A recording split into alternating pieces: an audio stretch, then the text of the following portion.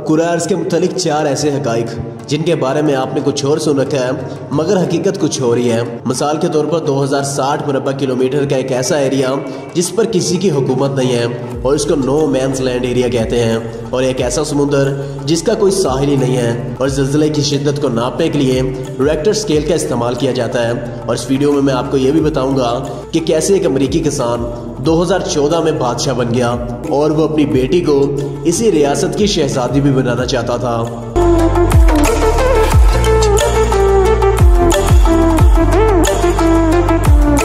आप देख रहे हैं MWTV, मेरा नाम मोहम्मद वारिस है। आज के इस वीडियो में आपको ये सब कुछ बताने वाला हूँ। वीडियो शुरू करने से पहले मेरी आप तमाम लोगों से गुजारिश है कि आप मेरी इस वीडियो को आखिर तक लाजमी देखिएगा, क्योंकि इस वीडियो को देखने में आपको बहुत ही ज़्यादा मज़ा आने वाला है। अगर आप अभी तक हमारे चैनल पर नए हैं तो चैनल को सब्सक्राइब कर लें और बेल आइकन को ज़रूर प्रेस कर लीजिएगा ताकि हर नए आने वाली वीडियो की नोटिफिकेशन आप तक बर वक्त पहुँच जाए और आप किसी भी वीडियो से महरूम ना रह जाएँ।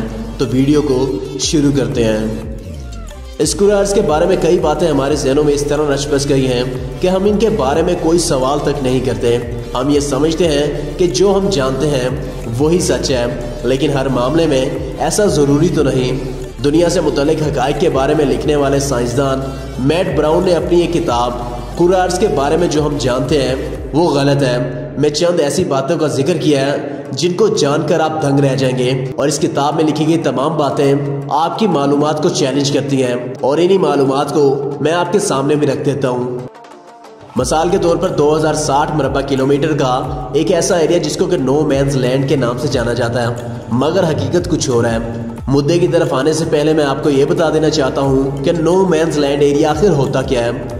मुख्तलिफ ममालिक के दरमियान ज़मीन, साहिल समुंदर, इख्तियार, इक़्तिदार और तजारत के कस्बे और इजारादारी के सबब कुरार्स पर कई जगह नो मैंस लैंड के नाम से जानी जाती हैं और जिसके वजूद के बारे में आपने सुन भी रखा होगा। बैनुल अक़वामी कवानीन के मुताबिक 2 या इससे ज़्यादा ममालिकी सरहदों के दरमियान का खाली इलाका नो मैंस लैंड कहलाता है, जिस पर किसी भी मुल्क का कानूनी इख्तियार नहीं होता, ताहम इस पर कानूनी दावा किया जा सकता है। लेकिन अफ्रीका में एक ऐसी जगह है जिस पर कोई भी मुल्क अपना हक नहीं जताता। ये इलाका बैर तवील या बेर तवील के नाम से जाना जाता है और इसका रकबा 2060 मुरबा किलोमीटर तक है और ये मिस्र और सूडान की सरहदों के दरमियान में पाया जाता है। यह खिता 20वीं सदी के आगाज में इस वक्त वजूद में आया जब मिस्र और सूडान ने अपनी अपनी सरहदें कुछ इस तरह से खींची कि यह इलाका इन दोनों ममालिक के दरमियान में नहीं आता था। बैर तवील खुश्क आबहवा वाला इलाका है और यहाँ की ज़मीन बंजर है, लिहाजा कोई भी इसको अपनाना नहीं चाहता था। लेकिन इस इलाके ने बहुत से लोगों को अपनी तरफ मतवज्जा किया है। सन 2014 में अमेरिकी वर्जीनिया के एक किसान ने यहाँ पर अपना परचम लहरा दिया और ख़ुद को शुमाली सूडान की रियासत का गवर्नर करार दे दिया।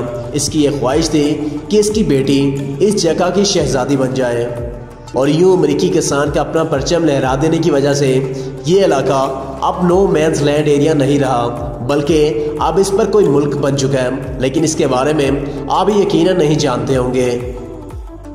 क्या पुर्तगाली मुहिम जो फ्रेडरिक मैगलन दुनिया का चक्कर लगाने वाला पहला शख्स था, और क्या उन्होंने दुनिया के सबसे बड़े समुद्र को अपना नाम दिया था, ये दुरुस्त नहीं है।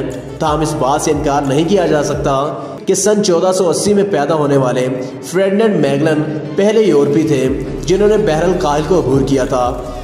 सन 1519 में मैगलन एक बड़े ग्रुप के साथ समुंदर के रास्ते स्पाइस आइलैंड यानी मसाले वाले जजीरे की तलाश में निकले थे। कई ममालिक होते हुए 3 साल बाद ये ग्रुप इसी जगह पर पहुंच गया था जहां से इसने अपना सफ़र शुरू किया था। बहरहाल स्पेन से इब्तिदा करने वाले सफ़र का जश्न मनाने के लिए कम ही लोग जिंदा बचे थे। इस ग्रुप ने 270 लोगों के साथ सफ़र शुरू किया था, लेकिन सफ़र के इख्तिताम पर सिर्फ 18 अफराद ही जिंदा बच सके थे। मैगलन की भी दौरान सफ़र मौत हो गई थी। इस सफ़र के दौरान सन 1921 में मैगलन फिलिपाइन के मशरकी साहिल पर पहुंचे। वहाँ के मकामी बशिंदे इन्हें सेबो जज़ायर ले गए। मैगलन और इनके अमले के अफराद मकामी बशिंदों के दोस्त बन गए थे, यहाँ तक कि वो इनके पड़ोसी जजीरे में आबाद इनके दुश्मनों के खिलाफ लड़ने के लिए भी तैयार हो गए थे। हमले में मैगलन को एक जहर आलूदा तीर लगा जिससे वो जानवर ना हो सके। बहरहाल बाकी लोगों ने स्पाइस आइलैंड की तलाश की और फिर एक छोटे से रास्ते से वो स्पेन लौटा है। मैगलन की दौरान सफर मौत हो जाने की वजह से मैगलन दुनिया के गिर्द चक्कर नहीं लगा सका था। इसलिए ये कहना कि मैगलन वो पहला शख्स है जिसने दुनिया के गिर्द चक्कर मुकम्मल किया, तो ये कहना बिल्कुल गलत है।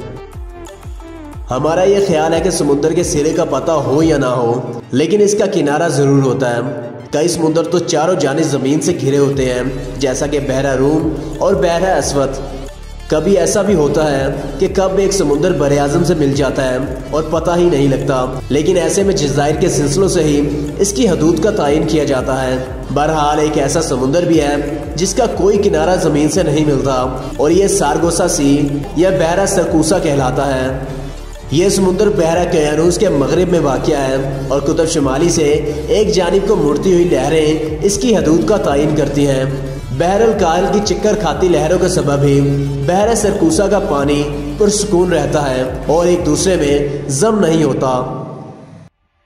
स्कूलों में हमें यह पढ़ाया जाता है कि ज़िलज़ले की शिद्दत को रेक्टर स्केल से नापा जाता है, लेकिन दर हकीकत यह दुरुस्त मालूमात नहीं है। सन 1930 में माहिर अर्ज़ियात चार्ल्स लेक्टर और ब्यूनो गुटेनबर्ग ने सिर्फ कैलिफोर्निया में ज़िलज़ले की वजह से पैदा होने वाली तवानाई को नापने के लिए इसे बनाया था। ये एक किस्म का सीज़मोग्राफ था। इसकी बुनियाद पर सन 1970 में एक नए निज़ाम की बुनियाद डाली गई और इसे माहिर अर्ज़ियात एक पैमाने के तौर पर इस्तेमाल करते हैं और इसे सीज़मोलॉजिकल स्केल कहते हैं। इसका इस्तेमाल बड़े पैमाने पर होता है, लेकिन नाम की तवालत की वजह से इसे आम तौर पर रेक्टर स्केल ही लिखा जाता है और बोला जाता है। नाज़रीन किराम, ये थे वो दिलचस्प हक़ाइक़ जिनके बारे में आप कुछ और जानते थे, लेकिन हकीकत कुछ और थी और जिनके बारे में मैं आपको बताना चाहता था। आई होप आपको ये मेरी वीडियो काफ़ी अच्छी लगी होगी और आपको इस वीडियो से काफ़ी कुछ जानने को भी मिला होगा। अगर आपको ये मेरी वीडियो अच्छी लगी है तो वीडियो को लाइक करें और दोस्तों के साथ भी ज़रूर शेयर करिएगा। और इन हक़ाइक़ के बारे में आप लोग क्या कहना चाहते हैं हमें कमेंट बॉक्स में ज़रूर बताइएगा। अगर आप अभी तक हमारे चैनल पे नए हैं और चाहते हैं कि इस तरह की मजीद अच्छी वीडियोस मैं आपके लिए बनाता रहूं, तो हमारे चैनल को सब्सक्राइब कर लें और बेल आइकन को जरूर प्रेस कर लीजिएगा, ताकि हर नए आने वाली वीडियो का नोटिफिकेशन आप तक पहुंच जाए और आप किसी भी वीडियो से महरूम न रह जाएं। अब आपसे मुलाकात होगी इंशाल्लाह अगली वीडियो में। अल्लाह निगहबान।